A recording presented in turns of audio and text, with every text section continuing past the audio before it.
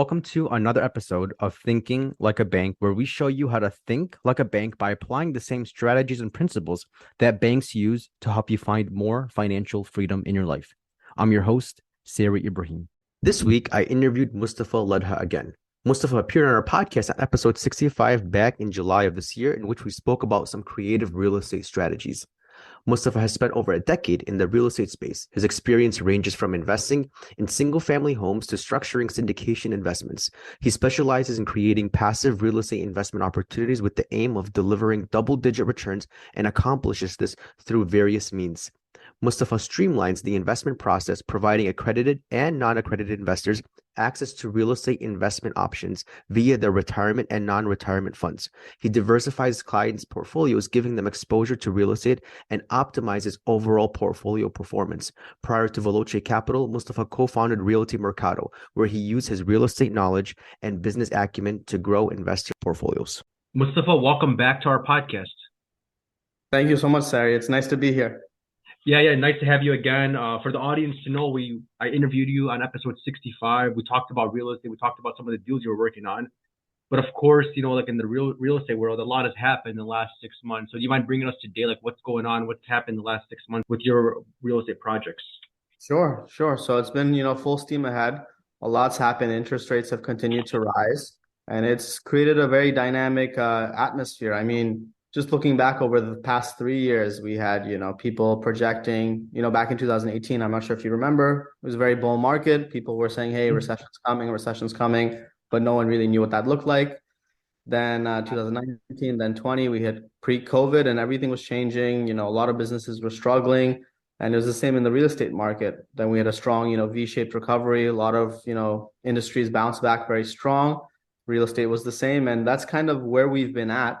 Over the past year, the Fed has been rising interest rates. Last year, December time, 2021, everyone and their mother was trying to buy a house. Interest rates were 2.85, and it was like, you get a house, only 100K above asking, only 50K above asking. I got a great deal. And today, interest rates are, between 6.5 and 7%, and people are still buying houses. It's still going at or above asking, depending on your market. So I'm in New Jersey. The market's very strong. If you're in maybe Nevada or somewhere else, maybe South Dakota, maybe some parts of Florida, those markets where people move there because of virtual work, those markets are, were hit very negatively over the past year, and they're probably down. But major areas like New York City and those surrounding areas, California, those surrounding areas, they're pretty resilient. So those markets, we haven't noticed a drop in real estate prices yet, which is very interesting. And I'm sure you have a lot of questions about that as well. So what I'll do is, I'll just transition in terms of, the current projects, what I've been doing specifically, since that was your question. In general, I know we mentioned it in the past podcast. We really focus on investing in ground up apartment complexes. Within that space, we have a lot of different options for investors. And the goal is to create an option for everyone, ideally. We have short-term investments where you can make money in a year, anywhere from 10 to 13%. You get out monthly, quarterly, annually. So the idea is a lot of flexibility and a lot of liquidity, despite the fact that the asset is an illiquid asset. And then, we have more longer-term investments where you can make money and even get a negative K-1, which is pretty cool. And what does that exactly mean? I see that a lot in real estate, a negative K-1. Do you mind sharing what does that mean? Sure. So a negative K-1 is when you lose money, which sounds bad, right? Like, who wants to invest and lose money? No one, right? So that's the cool thing about real estate, is because it's an asset class where you can have imaginary losses, according to the IRS, in the form of depreciation. That's when you tell the IRS, I bought something for $100, and over the next 27 and a half years, it's going to depreciate. That's standard depreciation. So every year it'll be worth less. So what happens in real estate, depending on the investment, is you can actually structure it so that the investor makes money by collecting rent, but the asset is losing value because of depreciation on paper. So they're making money, they're getting a negative K-1. So on paper, they're losing money, but they're getting money in their pocket that's not being taxed, because on paper, they're losing money. But in reality, the real estate prices are rising. And you can look at, any 30-year period, and you can, or any 27.5 year period, and you can say real estate went up. but you can look at somebody's taxes and it would look like they lost money. But in reality, they made more money because their asset is now worth more. And for the past 27 and a half years, they were just reporting that they lost money based on the way the US structures its tax law. So that's really what a K-1 is. It's a means, a negative K-1, excuse me. It's a means to reduce your taxable income. It's a means to report to the IRS that you're losing money, so you pay less in taxes, which means that you get to keep more money in your pocket. So ultimately, when you hear negative K-1, you should be looking at it and trying to understand, hey, does that mean that I make more money or not? And typically when real estate people are talking about it, it's a strategy where they make money and then they get to keep more of it and get taxed at a lower income bracket. Got it. And a K-1 is like a part ownership, usually of a general partnership or LLC, right? That's what it means. Correct. Exactly. So you're an owner. So for example, today, if I work for a company, I'm used to getting a W-2. Yeah. So they say, oh, you're a W-2 employee. That means you work for somebody and typically you have benefits and things of that nature. Then you're a contractor is another thing people hear. Oh, Yeah. you're getting 1099. 1099 typically means you're a contractor. Yeah. So you're your own individual that is then employing their services or renting out or, giving their services to another business. Then when you're a business owner, you're getting a K-1. So you're sharing in the profit of the business. Oh, perfect. Okay, that makes a very, very clear way to put it. It makes a lot of sense. And Mustafa, I want to go back to when you were talking about like how when you buy an asset and when you look over like a 27.5 year period, it grows. You typically real estate grows over that time period, but from a tax perspective, it's depreciating, it's going down. Now that's on purpose, right? That's not like sort of like secret loophole tax. Like the IRS writes that to encourage people to invest in real estate so that way people own more real estate, they help with housing and such, right? Correct, exactly. So that's the thing with every strategy or every structure, it's important to know the pros and the cons. The US as a country is very entrepreneurial. Yeah. It wants people to own assets like property. It wants people to own assets like businesses. If you have a business and you have employees, your payments to your employees are a business expense. Mhm. So it comes off of your top line revenue, right? So ultimately, that's you're paying your employee with pre-tax dollars. So it's a benefit to have a business and employee versus when I go and eat lunch at the Yeah. post-tax expense, right? I'm paying with my money after taxes. Now, the people who are typically concerned with this are typically the people in higher income brackets because it's like a benefit of privilege, so to speak, where you're in a higher tax bracket, maybe between federal and state, your taxes are 40 to 50%. Mhm. And you're saying, hey, I'm paying a lot in taxes. It's great. That means you make a lot of money. That's a great position to be in. So Yeah. first off, count your blessings, be happy. Then after that, you can say, okay, now I'm making a lot of money. How do I keep more of that money in my pocket? I'm all for, paying Uncle Sam what you have to pay. But at the same time, Uncle Sam kind of outlines the ways to pay less. Yeah. That means you have more money in your pocket. You can donate more. You can build your business more, whatever you want to do, however you want to scale. But ultimately, like everything we're discussing here is written in the IRS code. It's structured that way. I can connect you with CPAs that can help you optimize that. And it's kind of like one of the concepts you talk a lot about, infinite banking concept, Yes. right? Where it's structured to be tax-free. And that's the goal, right? You don't want your policy to be a mech. You Yes. want to understand the benefits. You want to understand what your lifetime exemption is in terms of donating or your estate and all of these things. And that's the thing, like we live in the world, we need to understand how the world works. Mhm. And if we don't, there's an opportunity cost to that. No one is going to tell you, hey, Mustafa, you're wasting hundreds of thousands of dollar every year in taxes. Yeah. But if they did, I would be happy. I would say, thank you for helping me. How do I do it better? Yeah. Yeah, that's a really good point. Yeah, exactly. Because it defeats the purpose if you're making more money, but increasing your taxable your tax liability. It's going like it kind of defeats the purpose of making more money.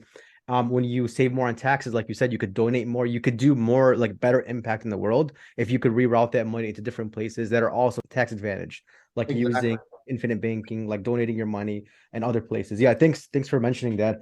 I want to go back to the rise in interest rates as you mentioned. It's probably nearly doubled since last year, and it's had a big impact on probably a big impact on profitability, right? Because it's an expense that somebody has. And you hear some people say like, real estate is not that good of an investment now as we're approaching the end of 2022 because interest rates have gone up. But there's also a flip side to that, right? And the flip side to that is in multifamily housing, rent has gone up substantially and is still technically going up in certain markets. Do you mind sharing more about that relationship? Sure, sure. So it's an interesting question. That's kind of why at the start of the conversation, I didn't go into it deeper because I felt like it's a question that comes up a lot and it's a question that people often want to understand because it's very complex. At the very basic level, normally over the 100-year period of real estate in America, a Hmm. 1% rise in interest rates means a 10% decline in residential real estate prices. Now, Sari, I know you're in Chicago. I know it's a different market, Hmm. but if you were to look at houses today versus last year, and I think recently you bought a house, maybe in the Yeah. last year or two, Yes. right? Mhm. So if you were to look at your house today, is it worth more or less than when you bought it? I haven't checked, but I won't be surprised if it's probably the same. If you don't mind, open a new tab, check on Zillow, and see what it says, just for kicks. Okay. Yeah, one Because I second. like to make things like relatable. And Yeah, while yeah. you're checking, I'll talk about my house. Okay, I yeah. bought a house in last year, probably a year ago from today, maybe like December 20th, 2021. My house is worth more than I bought it for, which is surreal to some degree because it breaks those norm rules. Interest rates have gone up 4% Yeah. since when I bought. My house should be worth 40% less, Yeah, yeah. which is a very big number and surreal. Did you pull up your house? It's more. Yeah, it's more now. So great, we're up. Great. So now if you housing prices dropped 40%, if residential real estate dropped 40%, what would you do? Would Right you sell now, your house? if my property dropped right now by 40%, Mhm. nothing. I'm gonna obviously stay in Nothing. the house, not do anything Exactly. different. Yeah. Because you have a loan at Yeah. 2.85% or Yeah. 3% or whatever. 33%, a third of all Americans have a loan, a 30-year loan under 4%. Okay. Why would those people sell and go into a house, ideally a bigger house, at 7% interest? That interest rate destroys them in terms Yes. of affordability, right? Because most people don't move houses for a smaller house. Typically, you're buying a bigger house, your family's getting bigger, and that's why you move. But the affordability index is really skewed right now. And people are looking at their house like, why would I sell and take on a new mortgage at a higher interest rate? This is more expensive. And that's the point of raising interest rates is to decrease liquidity in the market. Yes. Hmm.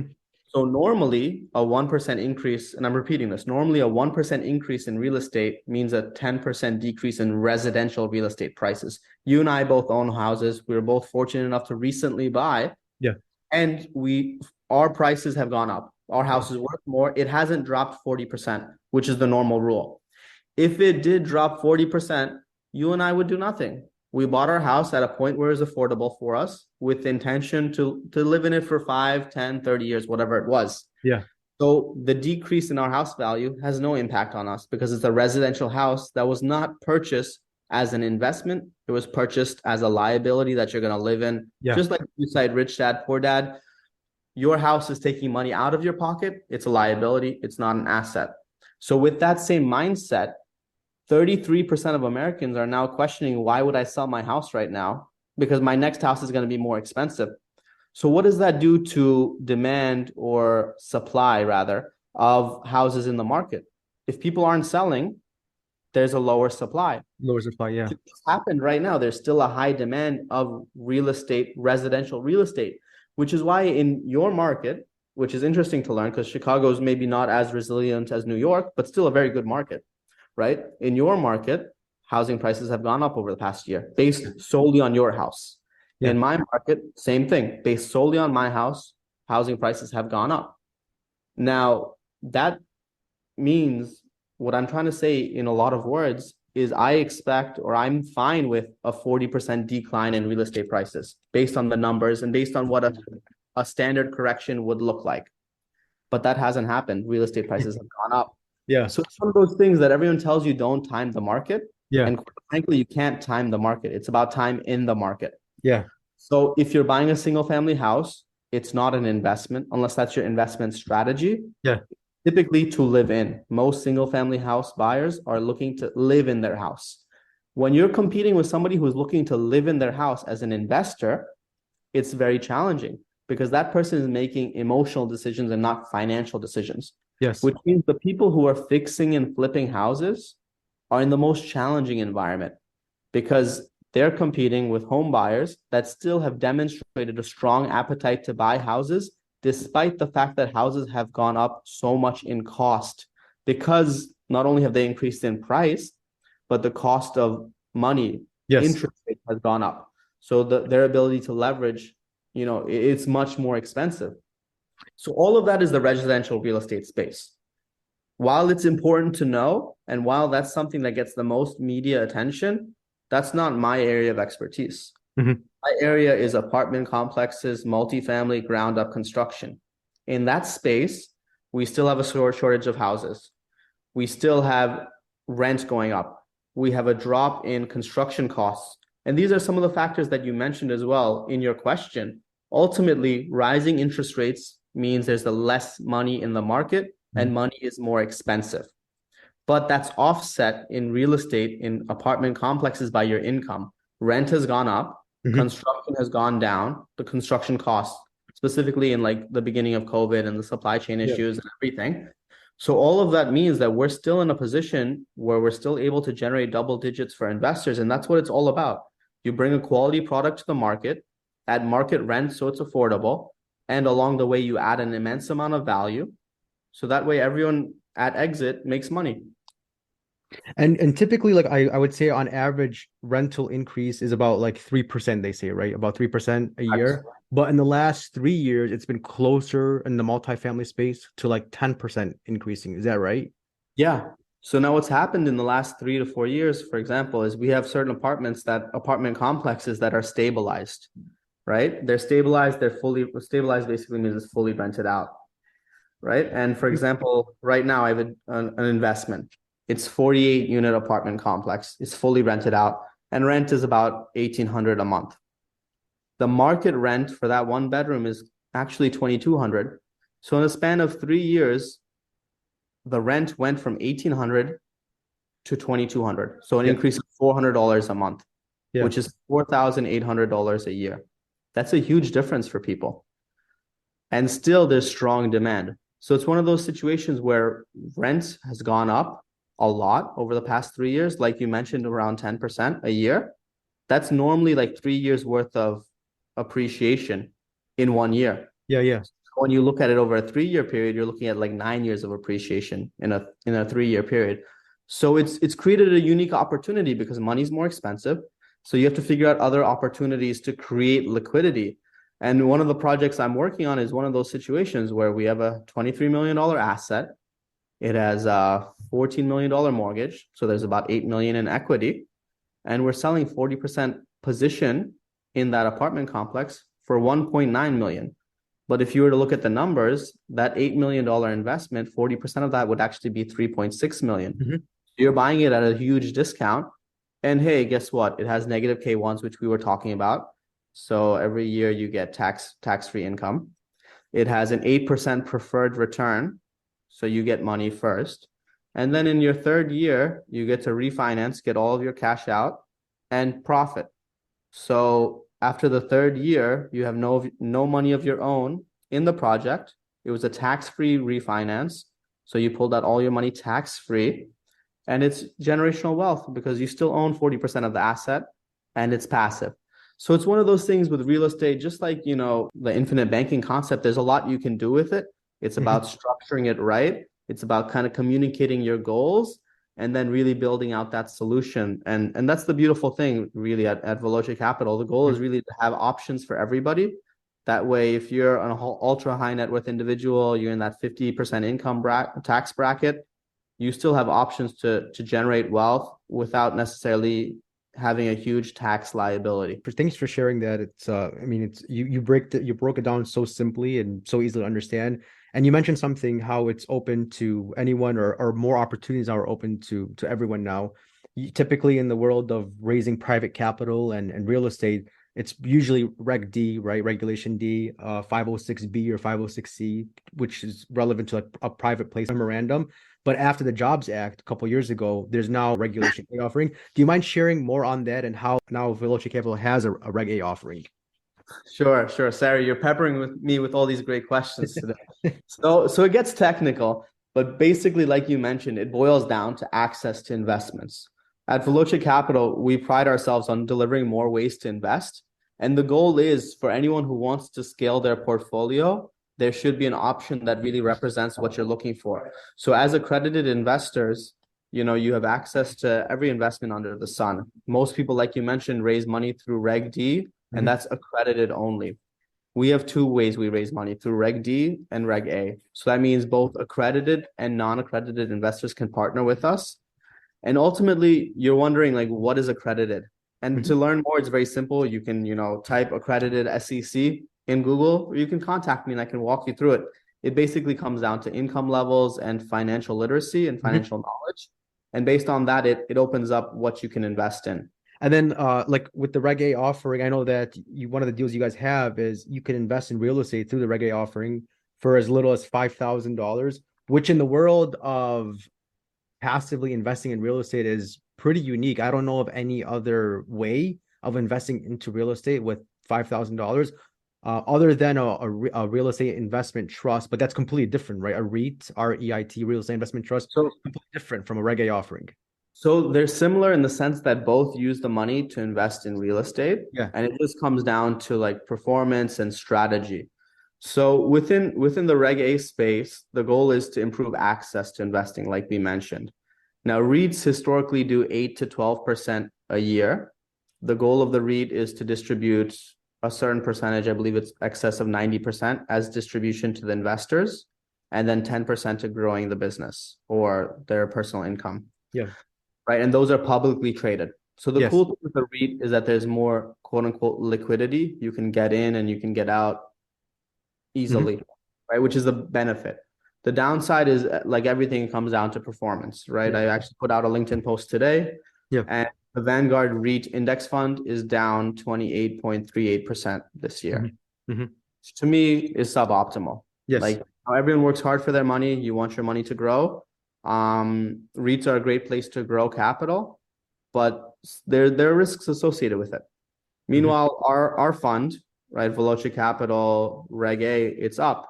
We have it's up over 12%, for example, right? So you never know what the market will hold. You Hmm. never want to say past performance is indicative of future performance, but you will kind of want to look at it and say, hey, over the lifetime of this fund or over the lifetime of your operations, what has your typical performance been?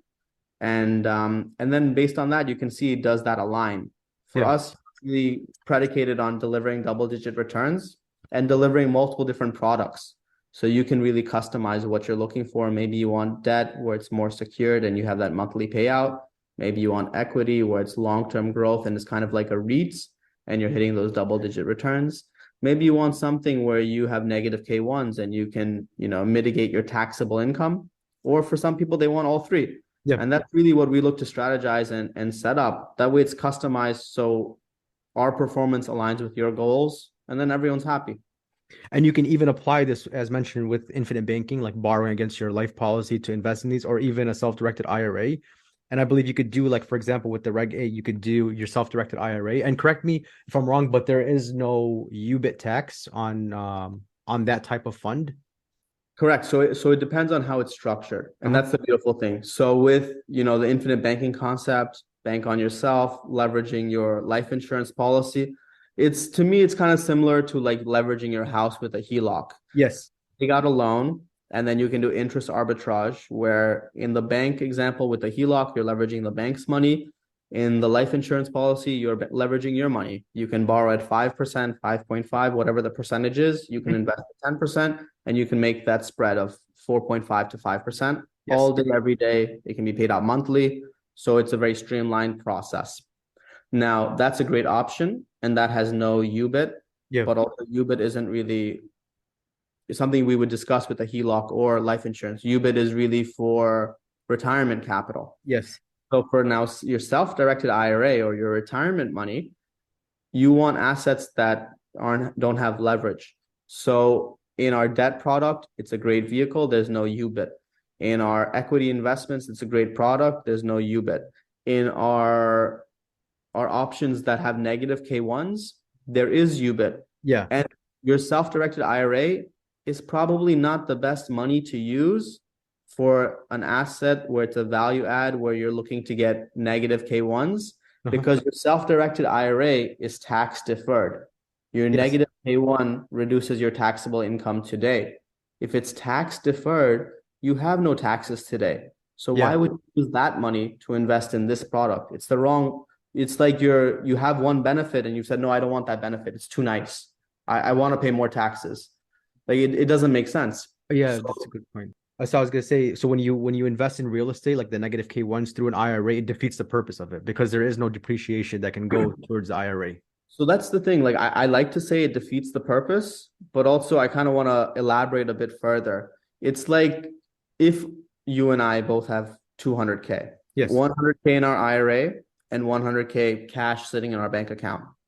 If the investment we're investing in is a debt, the Yep. best 100K is our retirement money. Yes. If the investment we're investing in is value add with a negative K1, and value add is a buzzword, Yeah. right? Yeah. So if it's a value add with a negative K1, then we want to use our cash that's sitting in our bank account because we can benefit from the negative K1 today on our taxes, or rather next year when we get our K1. We can actually benefit from that negative K1. It'll lower our profit, our taxable income that we report to the IRS. Yeah. So that's really what it comes down to, if that makes sense. Yeah. Yeah. That makes a lot of sense. And what is exactly value add? Yeah, yeah. Sorry, I didn't explain it. So basically, value add, like I was saying, is it's a buzzword. It's very simply where we say that we're looking to improve an apartment complex. And and it's interesting because when you break down value add, it's important to really understand what that means. Looking to improve an apartment complex. How do you improve an apartment complex? Let's say, for example, the apartment complexes that I was talking about, they were built 5 years ago. How do we improve that? It's a nice apartment complex. Average inventory in this market is 1960s. So we have a building that's 60 years newer, Yeah. that's below market rent. How do we improve it? It was built less than 5 years ago. So the beautiful thing is, in that case, value add is cheap. It's just repainting, Yeah. very cheap. So now what happens is tenants leave because tenants, they come and they go. That's why you have a 5% vacancy rate built in your projections. Now, when those tenants leave, we have the opportunity to raise rent from $1,800, excuse me, to $2,200, a $400 increase. And all we had to do was paint, which costs us negligible amount, right? A couple $100. We Yeah. repainted, we're making 4.8 grand more a year. Now, Uh-huh. what does that mean on a 48 unit apartment complex? What that means for you, let me just pull up my numbers, right? Because I have them right here. What that means is your apartment complex goes from a $23.3 million valuation based on the net operating income and the cap rate to a $25.3 million asset. So that $2 million was just for painting. Yeah. Now, value add is a buzzword. It basically means you're making things look nicer. And indirectly, what that also means is that there's tenant turnover. And that's why we have a structured 8% preferred return.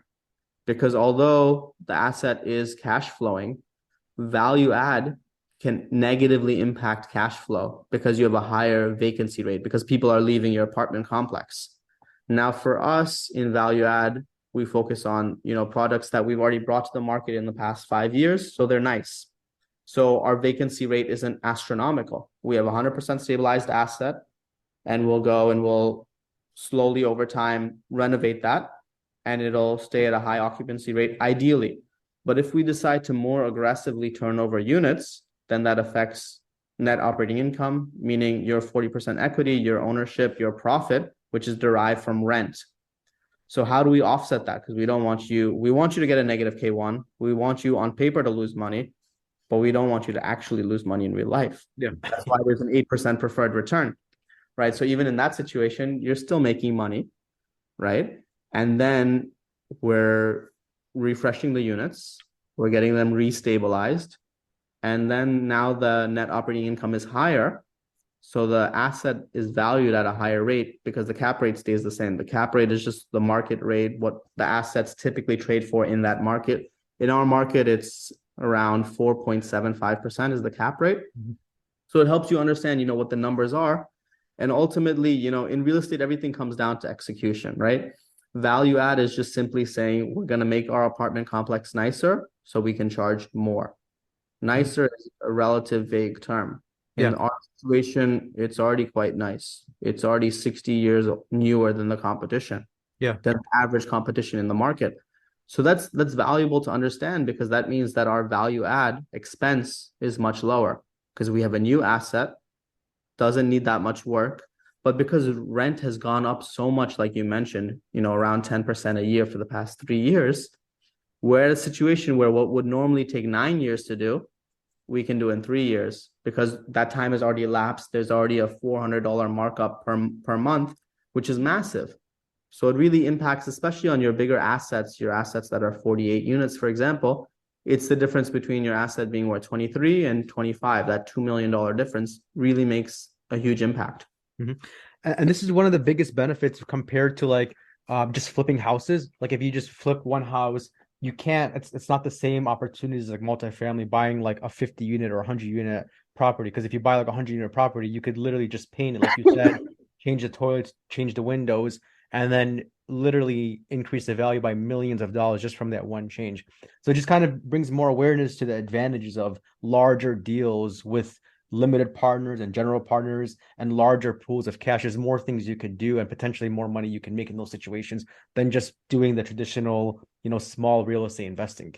Exactly. I agree 100%. And I think what it is everything is indicative of where you are in life, right? Like a life insurance policy, like a lot of the things you talk about, infinite banking concept, and a lot of that, it makes a lot of sense, but it's not the right option for everybody Yeah. because maybe people aren't in that phase in life where they're thinking about that or where they have the Yeah. liquidity to afford it, etc.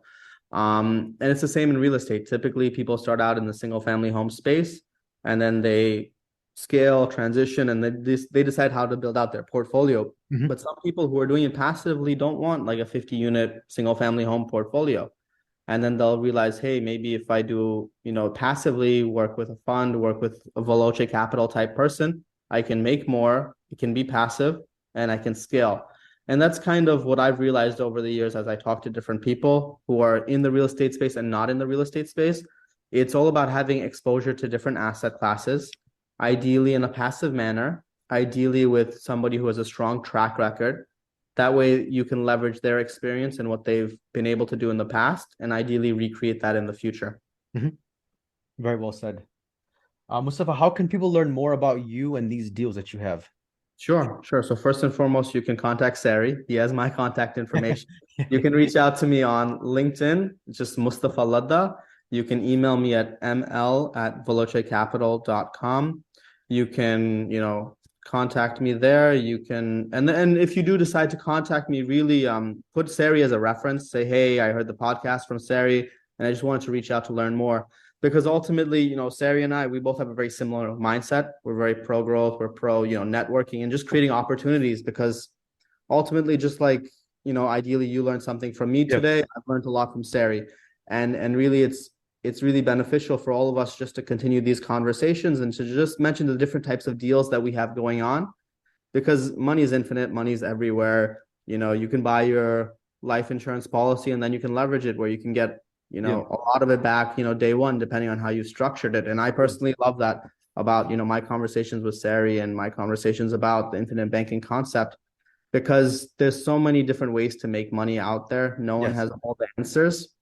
And I'll just leave it at that, I guess. Ultimately, it's just about, making as much as we can, scaling as aggressively as we can, and figuring out and building the right systems to do that. And that's one of the systems we were talking about today. It's all about how to make money in passively investing in apartment complexes and in a tax-free manner. Absolutely. Yeah. Thank you so much, Mustafa, for coming back on the show. I'm looking forward to bringing you on again in the future. Sounds good, man. We'll talk soon, okay? To learn more about what we do and how we can help you grow more wealth, please visit www.finassetprotection.com. That's FIN assetprotection.com. The topics presented in this podcast are for general information only and not for the purposes of providing legal, accounting, or investment advice. On such matters, please consult a professional who knows your specific situation.